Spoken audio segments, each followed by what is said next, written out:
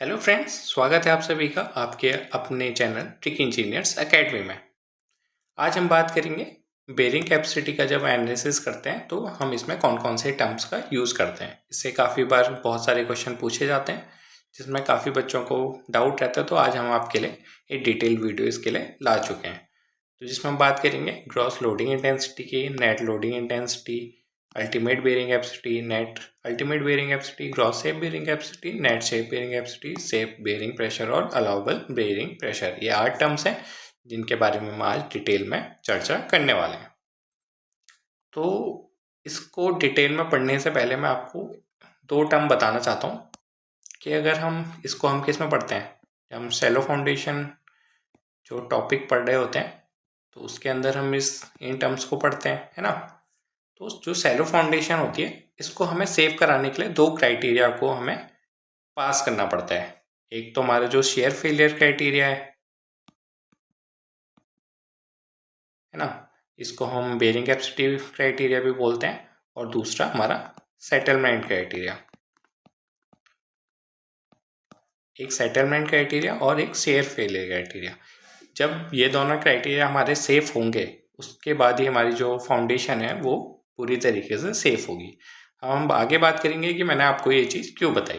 ठीक है, सबसे पहले हम बात करते हैं ग्रॉस प्रेशर या ग्रॉस लोडिंग इंटेंसिटी की, जिसको हम क्यूजी से डिनोट करते हैं।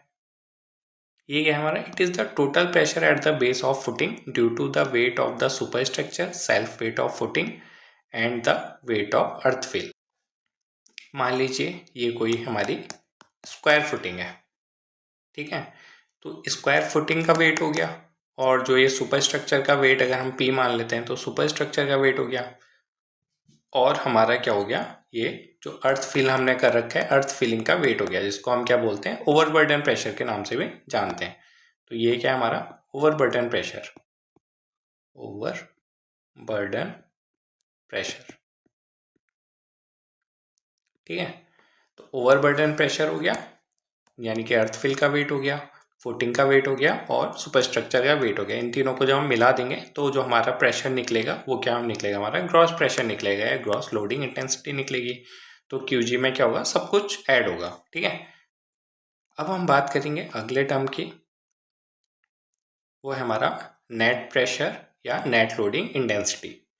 इसमें क्या होगा, ये क्या है हमारा एक्सेस प्रेशर है, यानी कि जो ज़्यादा प्रेशर हुआ, या दूसरी भाषा में हम बोलें तो ये क्या है, difference in the intensity of gross pressure after the construction of super structure and original overburden pressure. यानी कि किस किस का डिफरेंस है, जो हमारा सुपर स्ट्रक्चर बनने के बाद का जो ग्रॉस प्रेशर इंटेंसिटी है जो हम क्यूजी से निकाल चुके हैं ऊपर, और जो ओवरबर्डन प्रेशर है, इसको हमने ओवरबर्डन प्रेशर माना था ना, मिट्टी के वेट जो हमारा अर्थ फिलिंग का वेट था। तो इन दोनों को अगर माइनस कर देंगे तो हमारा क्या निकल जाएगा, नेट प्रेशर या नेट लोडिंग इंटेंसिटी निकल जाएगी। अगर हम बहुत ही आम भाषा में बात करें तो हमारा क्यू एन क्या हो जाएगा, Q G minus gamma into D F, क्योंकि जो हमारे फाउंडेशन की डेप्थ है वो क्या है, डी एफ है। और अगर हम जो यूनिट वेट सॉइल का है अगर हम इसको गामा मान लेते हैं, यूनिट वेट ऑफ सॉइल अगर हमारा गामा है, तो हमारा जो नेट प्रेशर या नेट लोडिंग इंटेंसिटी क्या हो जाएगी, क्यू एन बराबर Q G minus gamma D F हो जाएगी। ग्रॉस प्रेशर में क्या हमने ओवरबर्डन प्रेशर को माइनस कर देना है, ये क्या हमारा ओवरबर्डन प्रेशर है, ओवरबर्डन प्रेशर, है ना, जिसके हम ऊपर बात कर चुके थे। बस आपने हमेशा एक चीज़ याद रखनी, जब भी नेट निकालेंगे तो हम ओवरबर्डन प्रेशर को माइनस कर देंगे। ठीक है, जो हमारा थर्ड टर्म है वो है हमारा अल्टीमेट बेरिंग कैपेसिटी, जिसको हम क्यू यू से डिनोट करते हैं। अल्टीमेट बेरिंग कैपेसिटी है, it is the minimum gross pressure intensity at the base of foundation eight which soil fails in share. जहां पर हमारी सॉइल क्या हो रही है, शेयर में फेल हो जा रही है, वो मिनिमम ग्रॉस प्रेशर इंटेंसिटी जहां पर हमारी सॉइल क्या हो, शेयर में फेल हो जा रही है, तो वो हमारी क्या कहलाती है, अल्टीमेट बेरिंग कैपेसिटी कहलाती है। वैसे और हम इसको क्या बोलते हैं, it is the absolute limit of soil can take before physically breaking. यानी कि सॉइल के ब्रेक होने से पहले की जो लिमिट है सॉइल की, वही हमारी क्या है, अल्टीमेट बेरिंग कैपेसिटी है। तो आपको अल्टीमेट बेयरिंग कैपेसिटी समझ में आ गया, कोई दिक्कत वाली बात नहीं है क्यू यू, तो है ना। अगला टर्म है हमारा नेट अल्टीमेट बेयरिंग कैपेसिटी, यानी कि Q N U. Q U की बात कर चुके हैं, अब हम बात करेंगे क्यू एन यू की। ठीक है, it is the minimum net pressure intensity causing shear failure of soil, यानी कि आप ऐसे आम भाषा में ऐसे बोल सकते हैं, ये क्या है, नेट इंक्रीज है प्रेशर का, जिसके कारण क्या हो रहा है, हमारा शेयर फेलियर हो रहा है। अब आम भाषा में बोलेंगे तो क्या हो रहा है, net increase in pressure causing share failure,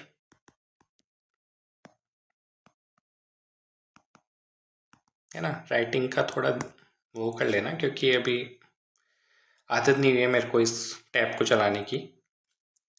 तो नेट अल्टीमेट बेयरिंग कैपेसिटी हमारी क्या निकल जाती है, net increase in pressure causing share failure, है ना, जिसके कारण हमारा क्या हो रहा है, शेयर फेलियर हो रहा है। तो हमने क्या ऊपर बात की थी ना, जहाँ पे भी नेट निकालना होगा उसमें हम क्या करेंगे, गामा डी एफ को माइनस कर देंगे, यानी कि ओवरबर्डन प्रेशर को माइनस कर देंगे। तो जो हमारा क्यू एन यू है, क्यू एन यू की वैल्यू क्या हो जाएगी, Q U minus gamma into D F, depth of foundation क्या हमारी डी एफ है। तो यहाँ पे हमारा क्या निकल गया, नेट अल्टीमेट बेयरिंग कैपेसिटी निकल गई। अब जो हमारा फिफ्थ टर्म है वो है हमारा net safe bearing capacity. Net ultimate bearing capacity की बात हम कर चुके हैं क्यू एन यू की। अब हम क्यू एन एस की बात करेंगे, यानी नेट सेफ बेयरिंग कैपेसिटी की बात करेंगे। ये क्या है हमारा, it is the net ultimate bearing capacity divided by factor of safety.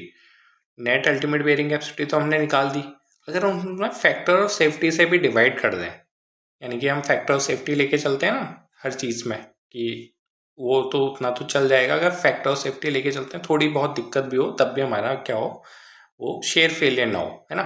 तो हम क्यू एन एस कैसे निकालेंगे, क्यू एन एस हमारा निकलेगा Q N U divided by factor of safety, और इस फैक्टर ऑफ सेफ्टी की वैल्यू क्या होती है हमारी 2.5 या 3, 2.5 या 3 होती है। तो यहाँ पे हमने क्या करा, अपने जो फाउंडेशन है उसको शेयर फेलियर क्राइटेरिया में तो बचा लिया, यानी कि बेयरिंग कैपेसिटी क्राइटेरिया में तो बचा लिया, अभी हमें उसे सेटलमेंट क्राइटेरिया में भी बचाना है, ठीक है। तो जो हमारा सिक्स्थ टर्म है वो है हमारा ग्रॉस सेफ बेयरिंग कैपेसिटी, ठीक है। हम ऊपर बात कर चुके, ग्रॉस में क्या हो रहा है, ओवरबर्डन प्रेशर जो हमारा गामा डी एफ है वो जुड़ जाता है, नेट में माइनस हो जाता है। तो इसमें भी वही होगा, maximum pressure at which soil can carry safely without risk of share failure. बिना शेयर फेलियर के रिस्क के जो हमारी सॉइल कितना मैक्सिमम प्रेशर झेल सकती है, उसको हम क्या बोलते हैं, ग्रॉस सेफ बेयरिंग कैपेसिटी बोलते हैं, यानी कि क्यूएस बोलते हैं। It is equal to net safe bearing capacity plus original overburden pressure. तो जो हमारा क्यू एस है, क्यू एस है वो क्या हो जाएगा, Q N S plus gamma into D F, क्योंकि ग्रॉस की बात हो रही है तो ओवरबर्डन प्रेशर को क्या करेंगे, हम ऐड कर लेंगे। तो जो हमारी सिक्स्थ टर्म है वो भी हमारी कंप्लीट हो गई। अब हम बात करेंगे सेवंथ टर्म की, वो है हमारी सेफ बेयरिंग प्रेशर या नेट सॉइल प्रेशर, जिसको हम QPS से डिनोट करते हैं। हम वो बात कर चुके हैं कि हमने शेयर फेलियर क्राइटेरिया में तो उसको बचा लिया, लेकिन अभी हमारे उसको किस में बचाना है, सेटलमेंट क्राइटेरिया में बचाना है। अच्छा, मैं आपको एक और बात बताना भूल गया, जो हम शेयर फेलियर क्राइटेरिया हम निकाल करते हैं यूज़ फाउंडेशन को बचाने के लिए, वो हम करते हैं कोहेसिव सॉइल में, यानी कि क्ले वाली जो सॉइल होती है उसमें हम शेयर फेलियर क्राइटेरिया करते हैं, और जहाँ पे हम सेटलमेंट की बात करते हैं वहाँ पे हम कोहेजन लेस सॉइल की बात करते हैं, यानी कि सैंड की बात करते हैं। तो यहाँ पे हमें सैंड से भी तो बचाना होगा, अगर हमारी सैंडी सॉइल होगी तो फाउंडेशन को बचाना होगा। तो यहाँ पे हमें क्या करना है, it is the maximum net intensity of loading that can be allowed on the soil such that settlement does not exceed the permissible value, यानी कि जो सेटलमेंट है वो परमिसिबल वैल्यू को एक्सीड ना करे, यानी कि ज़्यादा सेटलमेंट ना हो जाए। ज़्यादा सेटलमेंट होगा तो हमारा पूरा स्ट्रक्चर ही खराब हो जाएगा, है ना। तो उसको हमने सेटलमेंट से बचाना है, तो जब हम सेटलमेंट से बचाएंगे, सेटलमेंट क्राइटेरिया में बचाएंगे, तो वो क्या कहलाता है, हमारा सेफ बेयरिंग प्रेशर या नेट सॉइल प्रेशर कहलाता है। इसको हम किससे डिनोट करते हैं, इसको हम QPS से डिनोट करते हैं। है ना। ठीक है, अगला टर्म है हमारा अलाउबल बेरिंग प्रेशर, यानी कि जिसको हम क्यूए से डिनोट करते हैं, यानी कि इसमें दोनों टर्म होगी, यानी कि हमें चलो इसकी डेफिनेशन पढ़ते हैं। It is the net loading intensity at which neither the soil fails in shear nor there is excessive settlement detrimental to the structure, यानी कि हमारा जो शेयर फेलियर भी नहीं होना चाहिए और एक्सेसिव सेटलमेंट भी नहीं होना चाहिए, जिसके कारण क्या होगा, हमारा सॉइल जो स्ट्रक्चर है वो टूट जाएगा, टूट फूट हो जाएगी ना उसमें। तो जो हमारा क्यू ए है, क्यू ए नेट भी बोल सकते हैं इसको, क्यू ए नेट है वो किसके बराबर होगा, मिनिमम होगा ये किस किस का, क्यू पी एस का और क्यू एन एस का, है ना। QPS हम ऊपर पढ़ चुके हैं, अभी स्टार्टिंग में भी पढ़ा ना हमने। QPS सेटलमेंट वाला हो गया, ये क्या हो गया हमारा सेटलमेंट वाला हो गया, और ये QNS जिसमें हमने फैक्टर ऑफ सेफ्टी से डिवाइड किया था शेयर फेलियर क्राइटेरिया वाला, तो ये शेयर फेलियर वाला हो गया। तो हमारा दोनों में सेफ होना चाहिए, तो उसको हम क्या बोलते हैं, अलाउबल बेरिंग प्रेशर बोलते हैं। तो ये आठ टर्म थी, ये आपकी कंप्लीट होते हैं। एक बार दोबारा रिवाइज कर लेते हैं। पहले बात करते हैं हम ग्रॉस प्रेशर की। ग्रॉस प्रेशर में क्या था, सब कुछ ऐड कर दिया, फुटिंग का वेट, ओवरबर्डन प्रेशर और सुपरस्ट्रक्चर का वेट। ठीक है, अगला नेट प्रेशर या नेट लोडिंग इंटेंसिटी, इसमें क्या करा हमने, जो ओवरबर्डन प्रेशर था उसको माइनस कर दिया किसमें, ग्रॉस प्रेशर में से, तो हमारा नेट प्रेशर निकल गया। अगला है हमारा अल्टीमेट बेरिंग कैपेसिटी, ये क्या है, जहाँ पर हमारी सॉइल क्या है, शेयर में फेल हो जा रही है ना, इसको हम एब्सोल्यूट लिमिट भी बोलते हैं, जहाँ पे सॉइल ब्रेक होने लगती है। तो ये हमारा क्यू यू हो गया, और हमारा क्यू एन यू नेट निकालेंगे तो क्या करेंगे, गामा डी एफ माइनस कर देंगे, ये क्यू एन यू हो गया। अगला हमारा क्यू एन एस है, इसमें क्या करते हैं, क्यू एन यू को फैक्टर ऑफ सेफ्टी से डिवाइड कर देते हैं, और फैक्टर ऑफ सेफ्टी की वैल्यू होती है 2.5 से 3 के बीच में होती है, तो ये हमारा क्यू एन एस निकल गया। अगला हमारा क्यू एस है, gross safe bearing capacity, gross है तो फिर गामा डी एफ ऐड हो जाएगा, क्यू एन एस में गामा डी एफ ऐड किया तो क्यू एस निकल गया। अब हम बात करेंगे शेयर फेलियर में, तो बचा लिया हमने, अब सेटलमेंट में बचाना है।